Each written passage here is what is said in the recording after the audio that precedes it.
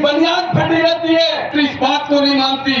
वो ये चाहते हैं कि 20 से 30% का आंकड़ा करता हूं, तो किसानों की आवाज को बुलंद करने के लिए बिना डरे इस मंच के ऊपर आपकी आवाज को बुलंद करने के लिए यहां आए हैं। इस मंच पे विराजमान सभी जनप्रतिनिधि, सभी पधारे हुए किसान भाइयों, युवा साथियों, आज हमें यहां एकत्रित इसलिए होना पड़ा कि जो किसान जिसकी एड़ियां फटी रहती है, जिसकी बुनियाद फटी रहती है, जो फटे हुए कपड़ों में हमेशा 50 डिग्री टेम्परेचर जब गर्मी में हो जाता है, जब ठंड में माइनस में टेम्परेचर चला जाता है, तब भी वो किसान अपने फटे हुए कपड़ों में किसान मेहनत करता है, इस धरती को चीर के हम सबको अनाज पैदा करके देता है। उस किसान को आज सड़कों पे आना पड़ता है। बड़ी शर्म की बात है, ये कलेजा फट जाता है जब ये बात देखते हैं। मैं भी एक किसान का बेटा हूं, मैं आपसे कहना चाहता हूं, एक किसान का जीवन पूरा उसका कर्ज चुकाने में निकल जाता है। वो हमेशा कर्ज चुकाने की चिंता में बैठा रहता है। आपने देखा होगा बिजली की सप्लाई सही नहीं दी जाती, बिजली की कटौतियां की जाती है। ऐसे समय में बिजली दी जाती है, ये समय पे बिजली भी दे सकते हैं। और हमने कई आदमियों से, जो आदमी आज इस दुनिया में नहीं है, किसानों के बीच जब जाते हैं, चौधरी चरण सिंह जी की चर्चा करते हैं, जिस आदमी के मरने के इतने वर्ष बाद भी ये किसान याद रखते हैं इस बात को। और बहुत से लोगों ने मुझे बताया कि जब भैरू सिंह जी मुख्यमंत्री थे तो भैरू सिंह जी ये कहते थे कि मैं किसान की पीड़ा को समझता हूं, मैं खेतों में गया हूं, मैंने हल चलाए हैं, इन किसानों को बिजली में ट्रिपिंग मत करो, कटौतियां मत करो, सही समय पे इनको बिजलियां दो, इनकी पीड़ा को मैं समझता हूं। आज उस आदमी के मरने के बाद में भी ये किसान ये किसी का गुण नहीं भूलते, ये आज भी चर्चा करते हैं। और आजकल के जिन जनप्रतिनिधि आप देखते हो, ये चुनावी साल आ गया, हमारे झुंझुनू का एक पप्पू, एक झुंझुनू में ओला परिवार में जन्मा हुआ एक ऐसा नेता जो 2 बार मंत्री बन गया, 2 बार मंत्री बनने के बावजूद आज हर जगह किसानों के लिए कभी आवाज नहीं उठाता। इतिहास उठा के देख लीजिए, 14 वर्ष में 14 साल विधानसभा में हो गए उनको, कभी भी इस झुंझुनू की आवाज नहीं बना। मैं आपसे कहना चाहता हूं, रोज अखबारों में पढ़ते हैं, रोजाना हम समाचार पत्र और टेलीविजन के माध्यम से देखते हैं, रोजाना शिलान्यास चल रहे, नागरिक अभिनंदन चल रहे। कभी भी एक भी दिन वो चाहे तो जिला कलेक्टर और पूरा प्रशासन उनके घर जाके गिरदावरियों का समाचार दे सकता है, उनको सारी की सारी अपडेट दे सकता है, लेकिन उनके अंदर ये भावना नहीं है इन किसान पुत्रों के लिए। आपने देखा होगा कोरोना काल में सारे के सारे लोग जो अफसर थे वो कमरों में बंद हो गए थे, 10-10 फुट की दूरी रखते थे। आपने देखा होगा बड़े बड़े उद्योगपतियों ने घर के ताले लगा लिए थे। अरे उस दिन भी मैं कहना चाहता हूं, ये किसान अगर घर बैठ जाता, ये किसान अगर ताला लगा के बैठ जाता तो 135 करोड़ देश की जनसंख्या भूखी मर जाती। उस किसान को अपना खुद का हक मांगने के लिए सड़कों पे आना पड़ता है, बड़े शर्म की बात है। इस प्रदेश के मुखिया के लिए हम भी इंतजार कर रहे थे। मैं इस पूरी जनता के बीच और प्रशासन के बीच कहना चाहता हूं, मैं 1 तारीख को इस प्रदेश के कृषि मंत्री से मिला था, और वो कृषि मंत्री लालचंद जी कटारिया जो एक किसान के घर में पैदा हुआ है, मैं लालचंद जी से मिला था और मैंने मेरे झुंझुनू के किसानों की पीड़ा के बारे में उनको बताया। मेरा कहना था कि सरसों की संपूर्ण फसल खराब हो गई। हमारा झुंझुनू जिला, जिनके बच्चे तो सारे के सारे किसानों के बच्चे सरहद के ऊपर इस देश की रक्षा करता है, और ये किसान जो सरसों की तो सबसे ज्यादा पैदावार ये झुंझुनू देता है, इस किसान के लिए आप कृषि मंत्री बने हुए हैं, किसान परिवार से हैं। मैंने मंत्री जी से कही थी, मैंने कहा ये गिरदावरिया क्रोम कटिंग से होनी चाहिए। ये बैठे बैठे ऑफिस में ये कह देते हैं कि गेहूं की फसल ठीक है, गेहूं से आकलन कर लीजिए। मैं कहना चाहता हूं आपको, इस भरे मंच से कहना चाहता हूं कि कृषि मंत्री ने मुझसे कहा कि आपके जिला कलेक्टर से बात कराइए, और मैंने इस जिला कलेक्टर से कृषि मंत्री की बात कराई और स्वीकार करी। कलेक्टर ने, इस जिला कलेक्टर ने स्वीकार करी कि हाँ गिरदावरियां गलत हो रही है, और इस प्रदेश के चीफ सेक्रेटरी को आप फोन कर दीजिए। मैं भी ये चाहता हूं कि गिरदावरियां सही हो। मैं इस बात की भी प्रशंसा करता हूं कि इस कलेक्टर ने ये तो कहा कि बिल्कुल मैं स्वीकार करता हूं, इस बात को स्वीकार करता हूं कि गिरदावरियां इस जिले की गलत हो रही है, लेकिन मैं मजबूर हूं। उन्होंने कहा कि यहाँ की चीफ सेक्रेटरी करके यहाँ भेजा जाए, ये मेरी मजबूरी है। इन्होंने कहा कि मैंने मीटिंग में ये बात उठाई थी, मैं कोई पर्दे के पीछे से नहीं कह रहा, भले मंच से कह रहा हूं कि इस जिला कलेक्टर ने ये बात स्वीकार करी, तो फिर कैसे गले से उतरी ये बात? आपके जहन में कैसे बैठी? आप किसान परिवार से हैं। ये पटवारी, ये गिरदावर, जो कृषि विभाग के अधिकारी, इनकी मौजूदगी में, किसान की मौजूदगी में उनका खेत का मुआवजा होना चाहिए, क्रॉप कटिंग करी जाए, उससे ये मुआवजा करें। मैं कहना चाहता हूं ये प्रशासन अगर सूरदास है, ये यहाँ सरसों की फसल है, इस सरसों की फसल का मुआयना करके ये बता दे कि आप पिकअप भरी हुई खड़ी है, अगेती की पूरी सरसों की संपूर्ण फसल खराब हो गई। जो पहले सरसों बोई वो संपूर्ण फसल खराब हो गई।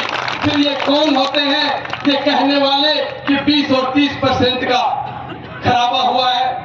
पहले ये कहते थे, जिला कलेक्टर का कहना था कि ये गलत गिरदावरियां कर रहे हैं। 2 बीघा में किसान अपने खाने के लिए गेहूं बोता है और ये गेहूं की फसल खराब नहीं हुई, ये गेहूं से आकलन कर रहे हैं, ये कहना इस जिला कलेक्टर का था। और मैं कहना चाहता हूं तो हवा के झोंके से गेहूं भी खराब हो गई, किसान की गेहूं में भी उतना ही नुकसान हुआ है। अब कौन सा पैमाना है आपका? आप किस पैमाने से किसान की फसल की खराबे का मुआयना कर रहे हैं?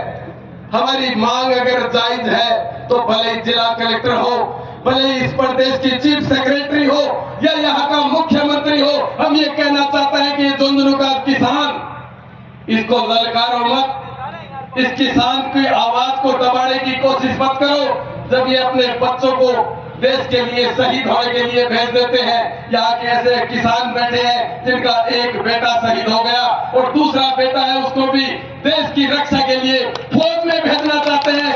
ऐसा खून इनकी रगों में है, ये संघर्ष कर सकते हैं, इनको कमजोर मत समझिए। मैं यही कहना चाहता हूँ यहाँ के प्रशासन से, 10 दिन का समय 1 तारीख को कृषि मंत्री जी को दिया था, और मैं आपसे कहना चाहता हूं, मंच पे जिला परिषद सदस्य, पंचायत समिति मेंबर, सरपंच और हमारे भाई सतीश जी, हम सब अभी बैठ के 11 आदमियों की एक कमेटी बनाएंगे और उस कमेटी से कल की तारीख में इस प्रदेश के कृषि मंत्री के घर जाएंगे और प्रदेश के कृषि मंत्री से इस बात का जवाब लेंगे कि आपने 1 तारीख को जिला कलेक्टर को फोन किया था, मेरे स्वयं के फोन से इन्होंने बात करी उससे, और जिला कलेक्टर ने आश्वासन दिया था कि मैं सही मुआवजा कराया जाएगा, मैं स्वयं भी जाऊंगा और मैं मेरे पूरे प्रशासन को लगाऊंगा। आप तो सिर्फ चीफ सेक्रेटरी साहब को फोन कर दीजिए, उसके बावजूद आज तक कोई सही मुआवजा नहीं हुआ। मैं ये कहना चाहता हूँ, कलेजा फट जाता है उस दिन। आप इस बात का, मैं ओम सिंह जी यहाँ मानिकसर गांव से बैठे हुए हैं, मैं ओम पाल जी के घर गया आज से 3-4 दिन पहले। उन्होंने, उनके भाई ने कहा कि मेरे भाई ने तो भरी फसल में ट्रैक्टर चला दिया, लेकिन मेरे से ट्रैक्टर नहीं चलाया जाता। उनकी आंखें भर आई इस बात के लिए कि इस भरी फसल पे किसान के लिए इससे शर्म की बात नहीं हो सकती, और भरे मन से आंखों में आंसू लिए हुए हमारी मौजूदगी में उन्होंने ट्रैक्टर चलवाए। आप देख रहे होंगे, रोजाना अखबार में आती है, आज फला गांव के फला किसान ने अपनी भरी फसल के ऊपर ट्रैक्टर चला दिया। अपने बच्चे के जैसे पालते हैं, बड़ी मुश्किल से खाद की व्यवस्था करते हैं, बीज की व्यवस्था करते हैं, लावणी करवाते हैं, उसके रुपए लगते हैं, और वो जब अपने भरी फसल के ऊपर ट्रैक्टर चलाता है तो किसान के कुछ बाकी नहीं रह जाता। उसकी पीड़ा को वो समझ सकता है जिसने कभी खेत में काम किया हो, जिसने गरीबी देखी हो। कभी भी किसान भरपेट खाना नहीं खाता, पूरी नींद नहीं ले सकता, अपने पूरे जीवन काल में कर्जा चुकाता है। और ऐसे आदमियों को, ऐसे अन्नदाताओं को जो धरती का सीना फाड़ के आप सारे देशवासियों की थाली में भोजन परोसते हैं, आप सबका पेट पालते हैं, ऐसे किसान की पीड़ा को आप अगर नहीं समझोगे तो कीड़े पड़ जाएंगे। मैं ये कहता हूं यहाँ के जनप्रतिनिधियों को और इन प्रशासनिक अधिकारियों को भी ये कहना चाहता हूं कि जिस दिन ये खेती बाड़ी छोड़ देंगे, किसान अपने बेटे को किसान नहीं बनाना चाहता। बड़ी विडंबना है इस बात की कि आगे धीरे धीरे किसानों की जमीनें बिक रही हैं, कॉलोनियां कट रही हैं और किसान मजबूर हो गया अपनी खेती बाड़ी के धंधे को छोड़ने के लिए। वो अपने बेटे को किसान नहीं बनाना चाहता क्योंकि उसको इस बात का पता है कि किसान के लिए बोलने वाले आदमी कब रह गए, किसानों की आवाज बुलंद करने वाले आदमी नहीं रहे। मैं आपसे कहना चाहता हूं, आप बहुत साधुवाद के पात्र हैं कि आप सबने अपना अमूल्य समय निकालकर इन किसानों की आवाज उठाने के लिए सब जनप्रतिनिधि भी पधारे। सारे किसान, सारे बुजुर्ग सभी देते हैं। आज हम इस बात की चेतावनी देते हैं इस आपके मंच के माध्यम से कि अगर आप 5-7 दिन में इस काम को नहीं सुधारा और किसान को उचित मुआवजा 6-6 महीने से आप प्रीमियम ले लेते हैं, बड़े बड़े होर्डिंग लगा रखे हैं मुख्यमंत्री जी ने, हर सड़कों पे कहीं भी चले जाइए अपनी योजनाओं को, धरातल पे एक भी योजना नहीं है, लेकिन होर्डिंग और पोस्टर इतने बड़े लगाते हैं। इस 4 साल के कार्यकाल में कांग्रेस में जो नाटक चला आपने देखा होगा, कुर्सी को बचाने का क्या खेल चल रहा था। अपनी ही पार्टी के विधायकों के लिए मुख्यमंत्री जी ने इस झुंझुनू विधानसभा के जो विधायक बने बैठे उनके लिए भी कहा था कि 10 करोड़ रुपए लिए और दिल्ली जाके अपनी ही सरकार को गिराने के षड्यंत्र में यह आदमी शामिल था। ये बात कांग्रेस का मुख्यमंत्री कहता है कि जितने भी विधायक सरकार गिराने के लिए किए उन्होंने सबने 10-10 करोड़ रुपए लिए और भरी सभा में मीडिया के सामने उन्होंने कहा कि मेरे पास प्रमाण है इस बात के, मेरे पास उन्होंने कहा प्रमाण है इस बात के कि ये सारे के सारे 10-10 करोड़ रुपए में बिक गए। इनको मंत्री पद पाने के लिए इतनी ललायत है, ये मंत्री पद पाने के लिए अपनी सरकार के खिलाफ दिल्ली जा सकते हैं, लेकिन मेरे किसान की पीड़ा को बोलने के लिए इनके पास समय नहीं है। ये उद्घाटन कर सकते हैं, नागरिक अभिनंदन करा सकते हैं, लेकिन एक शब्द कभी किसान के लिए नहीं बोला। मैं उनको भी चेताना चाहता हूं, मैं ये कहना चाहता हूं कि किसानों की आवाज को अगर नहीं उठाओगे तो कौन सा मुंह लेकर आप बीच में जनता के वोट मांगने के लिए जाओगे। हम तो 30,000 वोट इस झुंझुनू विधानसभा की जनता ने दिए, 30,000 आदमियों ने मेरे सर के ऊपर हाथ रखा, मैं उसका फर्ज निभाऊंगा। मैं हमेशा, हमने बिजली की जब कटौतियां हुई, 7-7 बार बिजली की दरें बढ़ाई गई, उस समय भी हम सड़कों पे थे। मैं और भाई सतीश गजराज उस दिन भी ये कहने के लिए तैयार थे कि आज अब आप 7-7 बार जब घोषणा पत्रों में आप छाप देते हो कि किसानों का कर्जा माफ हो जाएगा, 1 से 10 गिनोगे इतने में कर्जा माफ हो जाएगा, बिजली की दरें नहीं बढ़ाई जाएंगी, 7-7 बार आप थोड़े थोड़े पैसे करके इस जनता के ऊपर भार लाद देते हो। उस घोषणा पत्र को भी एक बार पढ़ लीजिए जिसकी लोक लुभावनी घोषणाएं करके आप इस कुर्सी पे बैठे हैं। कभी उसके ऊपर भी विचार कर लीजिए, उस ऊपर वाले से भी कभी डरना इस बात के लिए कि आपने इनके साथ धोखा किया है। मैं आप सबको पुनः धन्यवाद देता हूं कि आप इस टेम्परेचर में इतनी भारी संख्या में एक बुलावे पे, हमारे पास दिल्ली और जयपुर के कोई बड़े नेता नहीं है, हम तो दोनों आप लोगों के बीच रह के संघर्ष करने